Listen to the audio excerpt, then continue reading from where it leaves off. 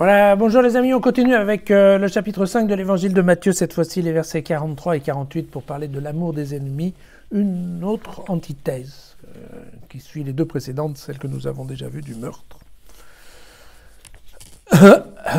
Du meurtre et de la loi du talion. Alors, vous avez appris qu'il a été dit « Tu aimeras ton prochain et tu haïras ton ennemi ».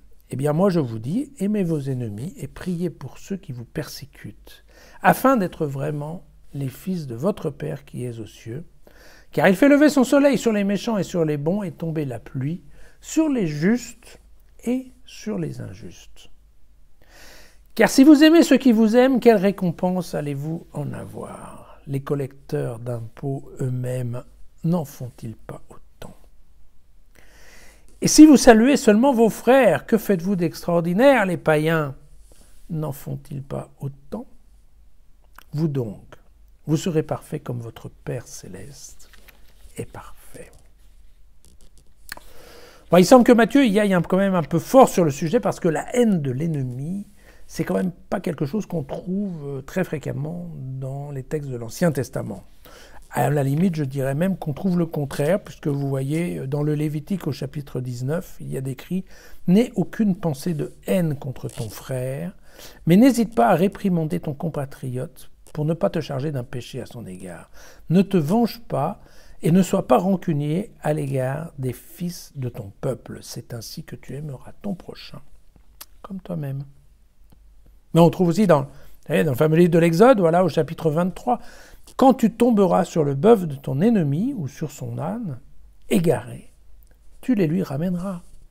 Quand tu verras l'âne de celui qui t'en veut gisant sous son fardeau, loin de l'abandonner, tu l'aideras à ordonner la charge. » Et puis, vous voyez, même dans les Proverbes, numéro 25, « Si ton ennemi a faim, donne-lui à manger, s'il a soif, donne-lui à boire. » Donc vous voyez que c'est quand même pas tout à fait aussi clair que ce que Matthieu a l'air de le dire. Certes, c'est vrai, probablement, il y a deux psaumes, les psaumes 58 et 69, où on commence à voir des choses qui sont pas très sympas, et c'est probablement ce à quoi Matthieu faisait référence. Dans le psaume 58, « Dieu, casse-leur les dents dans la gueule. Seigneur, démolis les crocs de ces lions. Qu'ils s'écoulent comme les eaux qui s'en vont, que Dieu ajuste ses flèches et les voici fauchées. Qu'ils soient comme la limace qui s'en va en bave, comme le fœtus avorté qu'il ne voit pas le soleil. » Oui, ça c'est vrai, bon, ça c'est quand même que plus ou moins aimable. Et puis dans le psaume 69, « Que leur table devienne pour eux un piège et pour leurs amis un traquenard. Que leurs yeux s'obscurcissent et ne voient plus. Fais-leur sans cesse ployer les reins. Répands sur eux ta fureur, quand ton ardente colère les atteigne.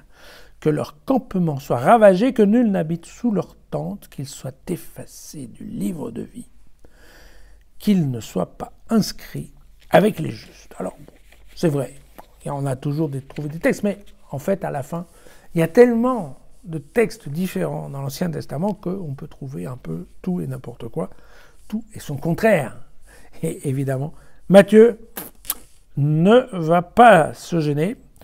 Lui qui veut mettre en fait en valeur une exigence d'altruisme au-dessus de ce qu'on trouve normalement dans la loi. Toujours la même question.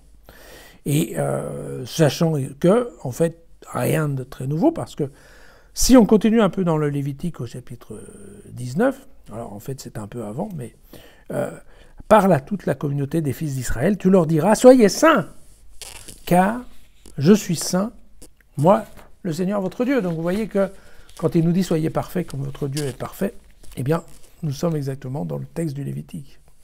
Car Dieu, en effet, ne fait aucune différence quand il s'agit d'envoyer le soleil ou d'envoyer de la pluie. Il ne fait pas une carte météo en fonction de la bonté, de la justesse, de la justice des gens. Et donc, si lui ne fait pas de distinction, nous non plus, nous ne devons pas faire de distinction dans la manière dont on peut faire irradier notre amour, notre affection, notre amitié. Voilà.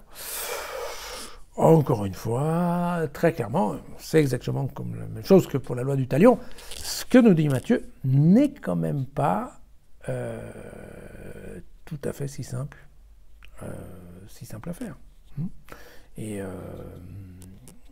c'est une autre façon de voir la joue tendue.